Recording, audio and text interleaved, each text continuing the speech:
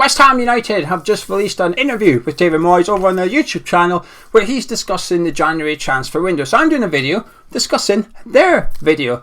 I've got mixed feelings about it. There's some good bits and there's some bad bits. And let's start with positive actually, because Moyes reiterates that they wanted to spend wisely.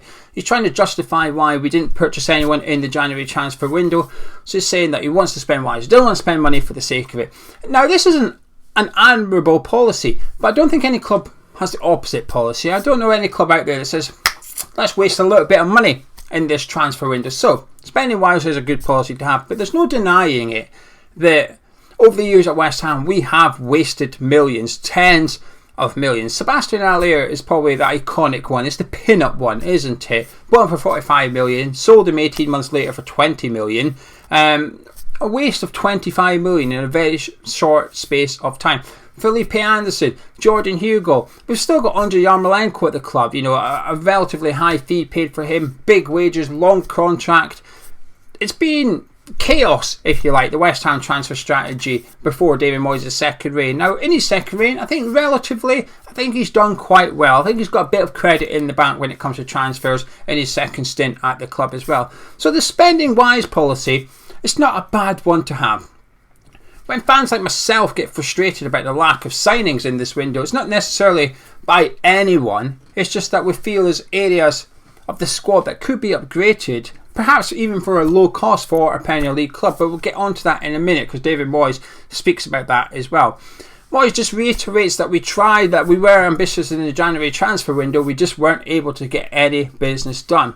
He's also full of praise for the board, just reiterating that he had money to spend and they just couldn't find anyone. So it's good to see, I guess the manager's taking a bit of responsibility here. It is actually good to hear from him. I will say that. I'm not even taking the piss either. It is good to have a manager come out and, face it head on. I thought the interview was, you can tell it's done by West Ham.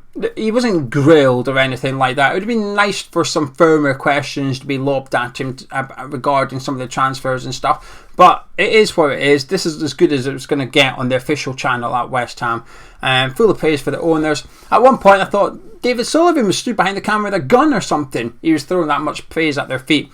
But interestingly, perhaps, he praised Karen Brady, saying that she was working on deals. And if it is in regards to transfers, which that was the context at the time, a bit strange because she's told fans in the past that she doesn't get involved on the transfer side of things. So that's a bit of a new one on me, Karen Brady getting involved in the transfers. So anyway, that's that part.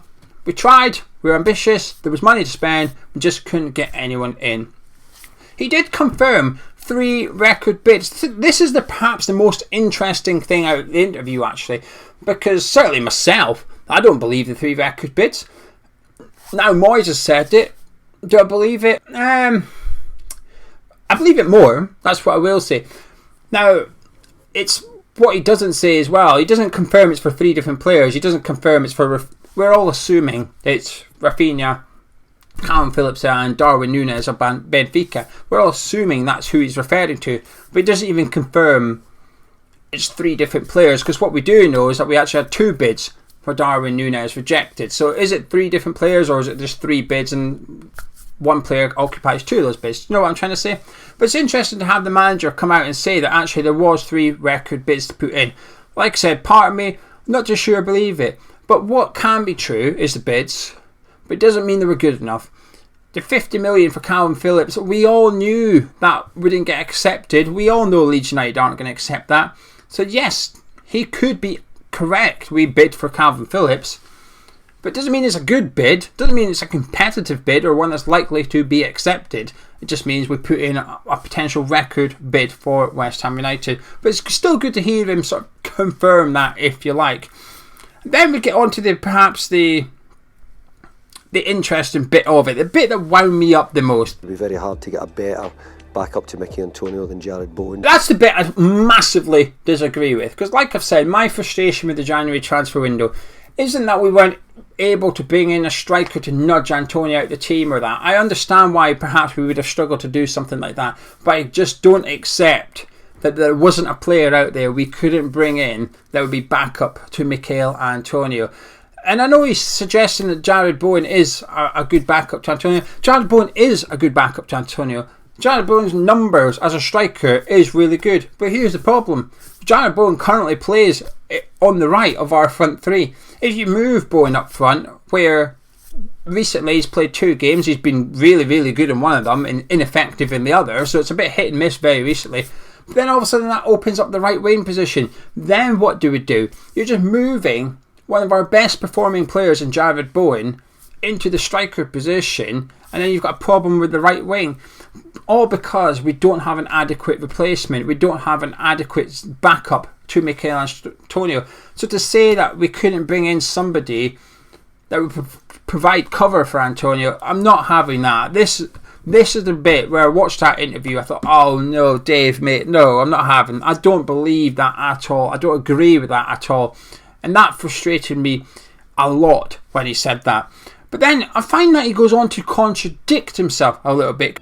We don't want to bring people in who I think are only here just to pad it up. And now, I guess what he's trying to say is that the policy is that we'll only sign players that's better than the starting 11, that they would become the player on the bench. So upgrade the starting 11 and the bench with one player. That he doesn't want to buy players that's just going to sit on the bench. And I think that is the best policy. I think that's the best way of attacking the transfer market. But I also do think there's a time and a place for this. For example, we in the summer went after a left winger. We can take our time. There's no pressure. We know we've got Fanals, we've got Ben Rama, we've got Vlasic if we need to that can play out there as well. There's no pressure, but we can go out there, find someone that's better than all of them, and then they become the players on the bench. I think it's a fantastic policy when applicable. But when we are currently only got Mikel Antonio, I don't think we're at that point yet. I think we need somebody in to help Mikel Antonio. And there's nothing wrong with padding out the team, if you like. What was Craig Dawson? When we signed Craig Dawson on loan, what was he? He was padding out this squad. I won't believe anyone that says, oh yeah, he was intended to go straight in the starting 11, because he didn't go straight in the starting 11. He had to wait until opportunities arose through injuries and COVID. He went in there and he stayed in there on merit through his performances. It turned out to be a really good signing. But originally, he was signed as padding out the squad. What about Alex Kral? Because he hasn't gone straight in the starting 11. He was signed for squad padding. So if David Moyes is happy with his transfer policy, the transfers that he's done so far at West Ham, and so he should, like I said earlier, I think in the second stint of the club, generally he's done really, really well with the transfers. So Alex Kral's come in to pad the squad out. Areola, to some extent, maybe not as rough, if you like, as Alex Kral, because Areola has played. But again, when we play Watford on Tuesday, we all know if Fabianski's fit, Areola will be on the bench. I don't see an issue with signing players and upgrading the bench as and when. Like I said, ideal world, you go out there, you get someone better than the guy in your starting 11. But you can only do that if you have adequate cover already at the club. That is why I get a little bit frustrated by saying that we don't want to pad the squad out. We've done it in the past. David Moyes has done it in his second term here. And by and large, it's worked. It's done. He's done all right.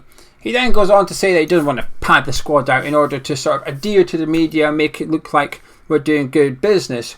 But then, what's the record bids about then? Because that just makes it look like we're trying to do good business. Now, what I will say about Darwin Núñez, hopefully that's David Moyes' target. I'm a bit concerned that a year ago we bid for En-Nesyri and then we didn't follow up in the summer. It just sort of disappeared. It felt like Moyes had chosen him as his striker and then didn't really follow it through in the summer. I'm hoping we don't have a repeat with Darwin Núñez. I'm just hoping that if that's the player that Moyes has identified now as his number one striker, if we didn't get him in January, hopefully in the summer we can go get him. And that will be something positive to come out of this window, at least, that David Moyes has now selected his number one striker target for the summer. Because I'm going to try and make this my last video in the transfer window. It was meant to be. Yesterday was meant to be my last video in the transfer window, but they done this video. I'd already done a different video today, which, funnily enough, is reacting to another video, but that'll go up tomorrow morning instead. Then tomorrow night we've got the preview of the Kidderminster game. But the squad we've got now is more than capable of having a good season. Okay, it's got us to this point thus far in the season, where we're currently 5th in the Premier League. We're in the last 16 in the Europa League. We're still in the FA Cup with a favourable draw, a favourable match on Saturday afternoon, and I'm looking forward to the second half of the season. It can still be a great one. My frustration is, it's the second striker thing, really. I've sort of got over not having a centre back or a left back. I've got over that. It's not having backup to Michail Antonio, just to give the man a rest a little bit. Like I said, in an ideal world, you upgrade him. I accept in this window it's going to be difficult to do, but I still struggle to accept that we couldn't find someone out there in January that would have a place in the squad at West Ham and at least be on the bench and give Michail Antonio a break as and when he was tired and fatigued. I don't have a problem finishing the season with Antonio as our number one striker per se. It's finishing the season with Michail Antonio as our only striker that I've perhaps got a problem with. But anyway, like I said, done now with the transfer window. It's done. I've vented. These videos are like therapy for me. I'm looking forward to the rest of the season. I am. And I guess the only thing better than no business is the fact that you can't, if you do no business, you can't do any bad business, can you? So that's a positive as well. Now I'm going to disappear. There'll be 2 videos tomorrow. Now you'll have what was meant to be today's video up in the morning, and then you've got the Kidderminster Harrier preview tomorrow evening as well. Anyway, let me know your thoughts on the David Moyes interview in the comments. I'll be popping back later this evening to have a read of what people are saying, have a little conversation with some of you. Drop a like on the video if you enjoyed it. Subscribe if you're new around here. Catch you in a bit.